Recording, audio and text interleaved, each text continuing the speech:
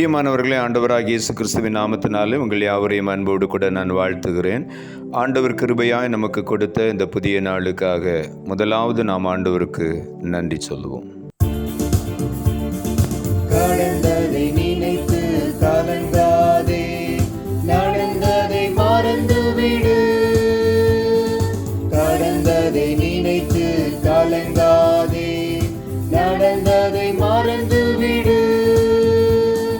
கர்த்தர் புதியன செய்திடுவார், இன்றே நீ காண்பாய், அதை இன்றே நீ காண்பாய்.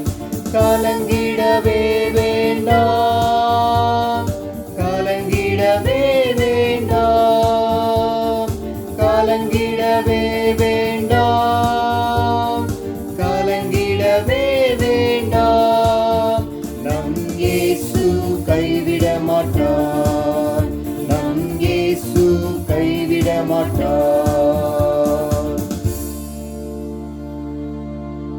இந்த நாளுக்கு அந்த ஆண்டவர் கொடுக்கிற ஒரு வார்த்தை ஏசாயா தீர்க்கதரிசன புஸ்தகம் 43வது அதிகாரம் 19வது வசனம். ஏசாயா 43:19. இதோ நான் புதிய காரியத்தை செய்கிறேன், இப்பொழுதே அது தோன்றும், நீங்கள் அதை அறியீர்களா? நான் வனாந்திரத்திலே வழியையும் அவாந்திர வெளியிலே ஆறுகளையும் உண்டாக்குவேன். இந்த காலை வேளையில் ஆண்டவருடைய வார்த்தை சொல்லுகிறது, நான் புதிய காரியத்தை செய்ய போகிறேன், அது இப்பொழுதே தோன்றும். இந்த காலை வேளையில் ஆண்டவர் சொல்லுகிறார், இந்த காலையிலே நீ தேவனை விசுவாசித்தால் அவருடைய மகிமையை காண்பாய், இப்பொழுதே அது தோன்றும் என்று ஆண்டவர் சொல்லுகிறார். வனாந்திரத்தில் ஆண்டவர் வழியை உண்டாக்குவேன், அவாந்திர வெளியிலே ஆறுகளை உண்டாக்குவேன் என்று இந்த காலை வேளையில் ஆண்டவருடைய வார்த்தை சொல்லுகிறது. ஆகவே நான் வார்த்தையை விசுவாசிக்கும் பொழுது வனாந்திரமான சூழ்நிலையை ஆண்டவர் வழியாய் மாற்றி நம்மை வழி நடத்துவார்.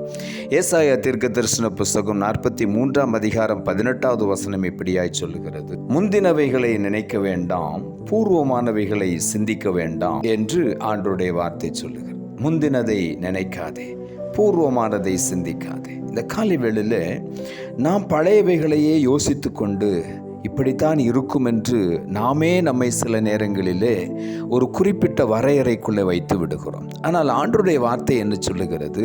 முந்தினதை நினைக்காதே. இதுவரையிலும் ஒருவேளை வனாந்தரமாய் தோன்றி இருக்கலாம், ஆனால் இந்த காலை வேளையில் ஆண்டவர் சொல்லுகிறார், அதை நான் வழியாய் மாற்றுவேன் என்று சொல்லுகிறார். பூர்வமானதை நாம் சிந்திக்க வேண்டாம் என்று ஆண்டவர் சொல்லுகிறார். முன்னால் இப்படி நடந்தது, இன்னும் அப்படித்தான் நடக்கும் என்று நாம் மனதில் நிர்ணயம் பண்ணவே வேண்டாம். ஏனென்றால் ஆண்டவர் சொல்லுகிறார், அது அவாந்தர வெளியைப் போல முன்னால் இருந்திருக்கலாம், ஆனால் இன்றைக்கு ஆண்டவர் சொல்லுகிறார், அதை நான் ஆறுகள் புறப்பட்டு வருகிற ஒரு ஸ்தலமாய் மாற்றுவேன் என்று சொல்லுகிறார். ஆறுகளை நான் உண்டாக்குவேன் என்று சொல்லுகிறார். ஆகவே இந்த காலை வேளையில் இல்லாமையிலிருந்து உருவாக்குகிற தேவன் நம்முடைய தேவன். ஒன்றும் இல்லாமையிலிருந்து ஆண்டவர் அற்புதமாய் எல்லாவற்றையும் உருவாக்கின தேவன். ஆகவே இந்த காலை வேளையில் நாம் ஆண்டவரை அப்படி விசுவாசிக்க வேண்டும். நம்மாலே முடியாத காரியத்தை அவர் செய்கிற தேவன். மனுஷனாலே முடியாத ஒரு காரியத்தை ஆண்டவர் நம்முடைய வாழ்க்கையில் அற்புதமாய் செய்து நிறைவேற்றுகிற தேவன். ஆகவே தான் வேதம் சொல்லுகிறது, நான் வனாந்திரத்தில் வழியையும் அவாந்திர வெளியிலே ஆறுகளை உண்டாக்குவேன், என்னாலே செய்ய முடியாத காரியம் ஒன்றுமே கிடையாது என்று ஆண்டவர் சொல்லுகிறார். ஏசாயா தீர்க்கதரிசன புஸ்தகம் 35வது அதிகாரம் 1 வசனம் சொல்லுகிறது, வனாந்தரமும் வறண்ட நிலமும் மகிழ்ந்து கடுவழி கழித்து புஷ்பத்தை போல செழிக்கும் என்று ஆண்டவர் சொல்லுகிறார். ஒருவேளை நேற்று வரையிலும் நாம் பார்க்கிறதெல்லாம் வனாந்தரமாய் இருந்திருக்கலாம், காடுகளைப் போல காணப்படலாம். ஆனால் இந்த காலை வேளையில் ஆண்டவர் சொல்லுகிறார், நேற்றைக்கு நீ பார்த்த காடு அங்கே இருக்காது, இன்றைக்கு அதை புஷ்பத்தை போல நான் செழிக்க வைப்பேன் என்று ஆண்டவர் சொல்லுகிறார். நேற்றைக்கு நீ வனாந்தரத்தை பார்த்திருக்கலாம், ஆனால் இன்றைக்கு காலை வேளையில் அதை செழிப்பான ஒரு தோட்டமாய் ஆண்டவர் மாற்றி அமைத்து விடுவார். இந்த காலை வேளையில் ஒரு இமைப்பொழுதிலே ஆண்டவர் சகலத்தையும் புதிதாக்குகிற தேவன். ஆகவே இந்த காலை வேளையில் ஆண்டவரை நாம் அப்படி விசுவாசிப்போம். ஒரு இமைப்பொழுதில் கண்மூடி திறப்பதற்குள்ளாக ஒரு செகண்டில் ஆண்டவர் எல்லாவற்றையும் தலைகளாய் மாற்றுவார். வனாந்தரத்தை அப்படியே வயல்வெளியாய் ஆண்டவர் மாற்றி விடுவார். காடு போன்ற இருந்த காடு வெளியை ஆண்டவர் புஷ்பத்தை போல செழிக்க வைப்பார். அப்படிப்பட்ட தேவன் நம்முடைய தேவன். நாம் அவரை விசுவாசிக்கும் பொழுது இந்த அற்புத அற்புதங்களை நாம் நேரடியாகவே அனுபவிக்க முடியும். சங்கீதங்களின் புஸ்தகம் 78 அதிகாரம் 15 வசனம் சொல்லுகிறது, வனாந்தரத்திலே கன்மலைகளை பிளந்து மகா ஆழங்களிலிருந்து தண்ணீரை அவர்களுக்கு குடிக்க கொடுத்தார் என்று வேதம் சொல்லுகிறது.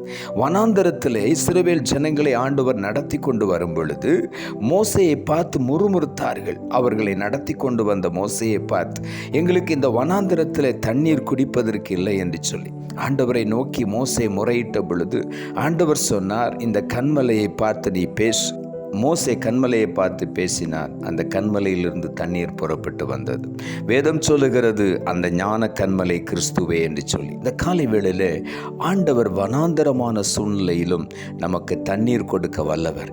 கன்மலையை பிளந்து மகா ஆழங்களிலிருந்து தண்ணீரை அவர்களுக்கு குடிக்க கொடுத்தார் என்று வேதம் சொல்லுகிறார். ஆகவே இந்த காலை வேளையிலே நாம் எதை குறித்தும் பயப்பட வேண்டாம். வனாந்தரமான சூழ்நிலை வரும் பொழுது நாம் திகைத்து தடுமாற வேண்டாம். ஆண்டவரை நோக்கி நாம் பார்ப்போம். அவர் கன்மலையை பிளந்து தண்ணீரை நமக்கு கொடுக்கிற ஒரு தேவன்.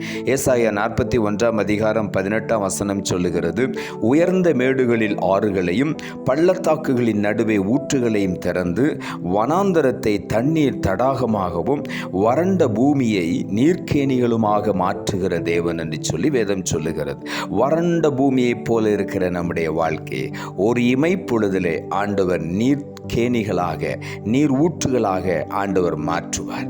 ஊற்றுக்கண்களை பள்ளத்தாக்குகளின் நடுவே ஆண்டவர் உருவாக்குவார், திறந்து விடுவார். வனாந்தரத்தையே தண்ணீர் தடாகமாய் ஆண்டவர் மாற்றி விடுவார் என்று வேதம் சொல்லுகிறது. ஆகவே இந்த காலை வேளையிலே இதுவரையிலும் ஒருவேளை வனாந்தரம் போல சூழ்நிலை உங்களிலே காணப்பட்டிருக்கலாம். இன்றைக்கு ஆண்டவர் சொல்லுகிறார், அதே வனாந்தரத்தை போல நீ பார்த்து கடந்து வந்த அதே இடத்துல நான் மறுபடியும் அதை தண்ணீர் தடாகமாய் மாற்றுவேன்.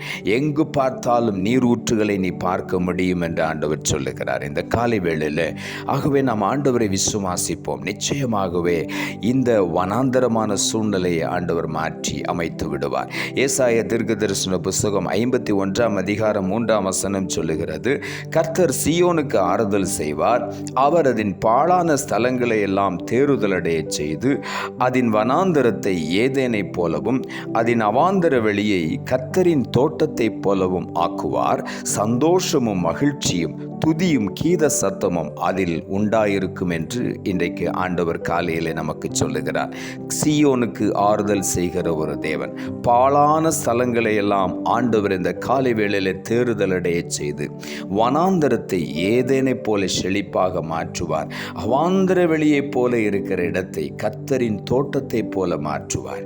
சந்தோஷமும் மகிழ்ச்சியும் துதியும் கீத சத்தமும் நம்மிடத்திலிருந்து உண்டாகச் செய்வேன் என்று ஆண்டவர் சொல்லுகிறார். இந்த காலை வேளையிலே இதுவரையில் நாம் புலம்பிக் கொண்டிருக்கலாம், பல காரியங்களை குறித்து குறைவுபட்டு பேசிக் கொண்டிருக்கலாம்.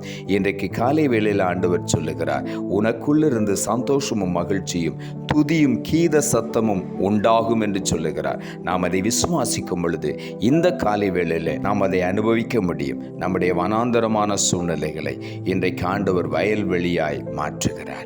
வெட்டாந்தரையான சூழ்நிலையை ஆறுகளாய் ஆண்டவர் மாற்றுகிறார். நாம் அதை விசுவாசிப்போம், அதை நாம் பெற்றுக்கொள்வோம். நம்மை ஆண்டவர் உயர்த்துவார். நாம் ஜெபிப்போம். அன்புள்ள ஆண்டவரை, கிருபையாய் கொடுத்த அந்த புதிய நாளுக்காய் மறுபடியும் நமக்கு நன்றி செலுத்துகிறோம். ஆண்டவர் கொடுத்த ஜீவனுள்ள வார்த்தைக்காக நன்றி. இதோ நான் புதிய காரியத்தை செய்கிறேன், இப்பொழுதே அது தோன்றும், நீங்கள் அதை அறியீர்களா? நான் வனாந்திரத்திலே வழியையும் அவாந்திர வெளியிலே ஆறுகளையும் உண்டாக்குவேன் என்று இந்த காலை வேளையிலே நீர் கொடுத்த ஜீவனுள்ள வார்த்தைக்காய் நன்றி ஆண்டவரே. வசனத்தை கேட்டுக்கொண்டிருக்கிற ஒவ்வொருடைய வாழ்க்கையிலும் இன்றைக்கு ஒரு புதிய காரியத்தை செய்யும். பழையவைகள் எல்லாம் ஒழிந்து போகட்டும். முந்தினதை இனிமேல் அவர்கள் நினைக்காதபடி, பூர்வமானதை சிந்திக்காதபடி, இதோ ஆண்டவர் புதிய காரியத்தை எனக்கு செய்வார் என்று ஒவ்வொருவர் அதை விசுவாசித்து ஏற்றுக்கொண்டு அந்த அவாந்தர வெளியை ஆறுகளாக அனுபவிக்க நீர் உதவி செய்யும்.